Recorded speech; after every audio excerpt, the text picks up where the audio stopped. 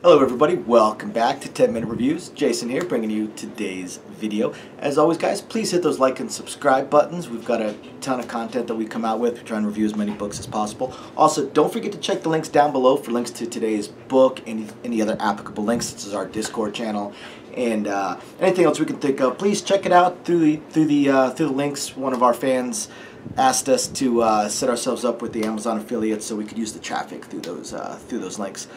Otherwise, once again, thank you everybody for joining us, and I'm going to go ahead and get right into today's video. So for today's video, I want to talk about a new book that I came across not too long ago. They're authors that I've talked about in the past, but this is a new book, and they tend to write together a lot. My fuzzy co-star is pure. Our girl. Okay, thank you. Oh, hey baby.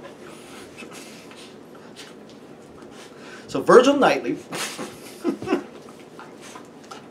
Virgil Knightley and Annabelle Hawthorne, and their book Succubus Summoner 1.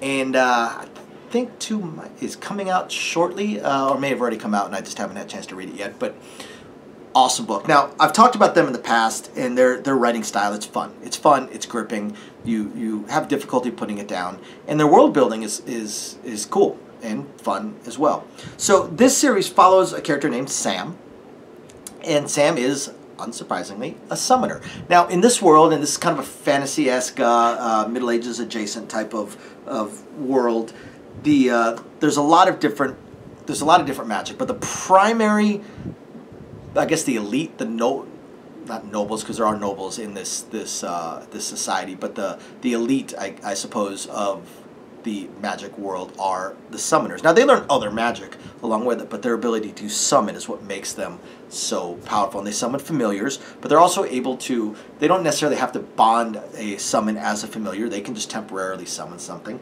Now most of them have their specialties. They pick a certain sphere, which I find interesting because they draw from outer realms that they call spheres. But you know, you got plant, fire, ice, death, light. I mean, pretty much anything, any concept that you could think of, they could draw from and draw basically elementals or beings. And some of them, you know, they'll summon as their first familiar, you know, a fluffy bunny or bird or pig or a horse. Well, I don't think any of them do anything quite that big.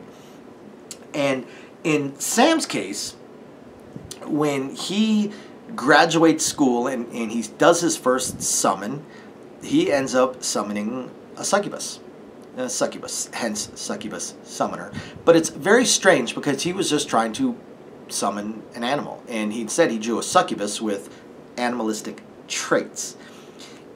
And at first it just seems kind of odd, but then he is teamed up with his childhood bully and very hot female summoner and basically nun, warrior nun in a way, to go on almost a quest in a way to learn more about his summoning. He is sent to somebody that can tell him more about it. So we start to realize that there's a little bit of an undercurrent of some mystery there behind his summoning. And as he continues to learn and continues to practice during these travels, he discovers that is exactly his problem. He cannot summon something that is not a succubus. Does not matter what he summons. When he tries to summon birds to do some scouting for him, they're succubi birds. When he tries to summon spiders to be spies for him, they're succubi spiders. Doesn't matter what he draws. He tries to summon a hellhound, and it's a succubus instead with hellhound traits. It's pretty cool. The world at the travels, as they travel, almost a slice of life during the travels. Of course, the budding, you know, the budding friendship, and then beyond with his traveling companion, and of course his succubus that is trying to get a piece of him. It's got the spicier sides to it, but the monsters they run across that aren't even supposed to be there. What's going on in this world? Why are these monsters suddenly showing up in areas they're not supposed to be in? And so on and so forth, and it just continues down that path.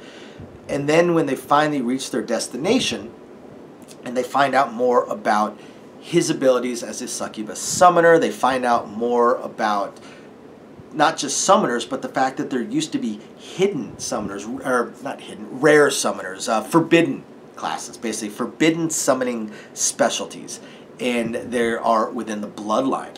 And then through that, through another person who happens to have a rare and forbidden summon ability, Sam is able to delve into his memories and learn more about summoning and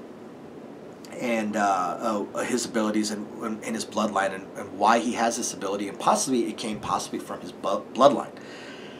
And then on top of that, then we have our grand betrayals and our grand battles, and we end up with almost church versus government, church versus guild, guild versus government, and it gets pretty damn interesting.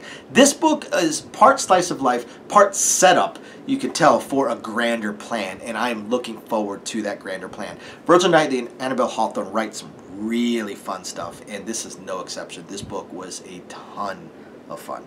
So, after you guys hit the like and subscribe buttons, check the link down below. Check out Succubus Summoner 1.